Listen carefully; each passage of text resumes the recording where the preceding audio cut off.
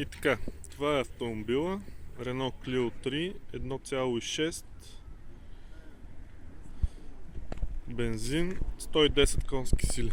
Първо ще направим една разходка около самия автомобил, да се види отвън неговото състояние.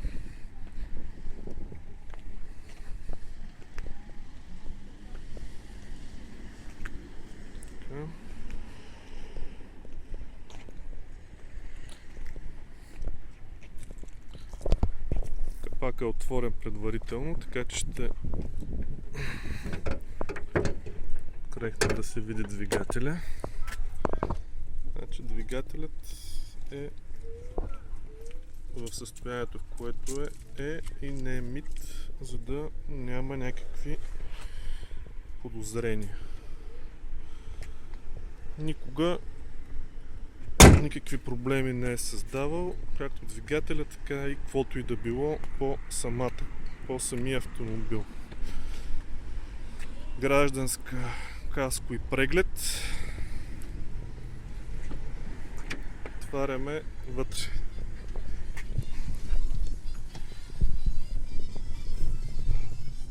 Стереото работи както се чува.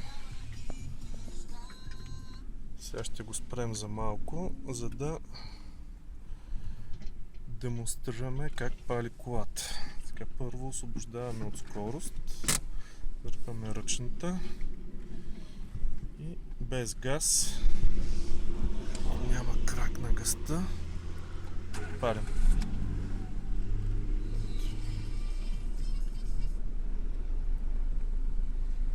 Автомобилът си пали чудесно и се поддържа необходимите обороти температура. Ето, колата е студена, не е подгрявана предварително.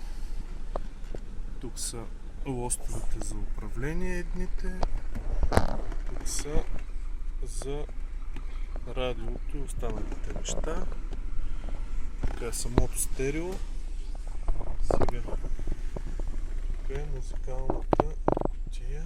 Вътре не знам доколко ще се види добре. Ето е музикалната кутия, заедно с някакви кабели, които са останали в джапката. Така,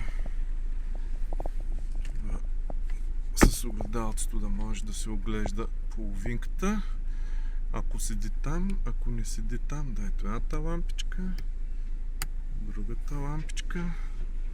Така, тук е огледалцето, в случай, че половинката шофира има нужда да се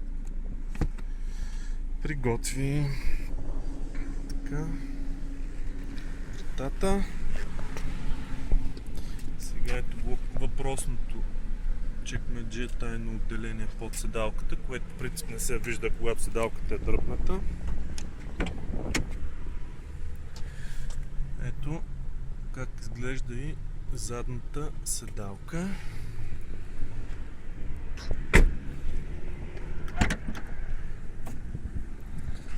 Сега това са допълнителните, ето го и багажника, допълнителните екстри, болтове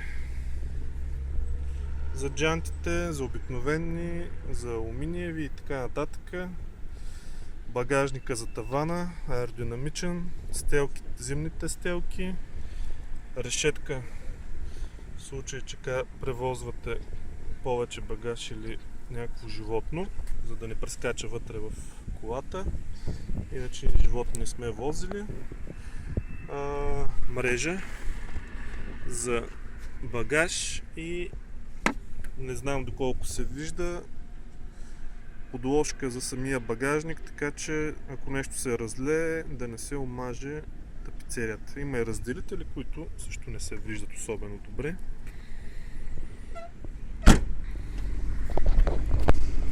Така. Ето колата и тук са всички документи.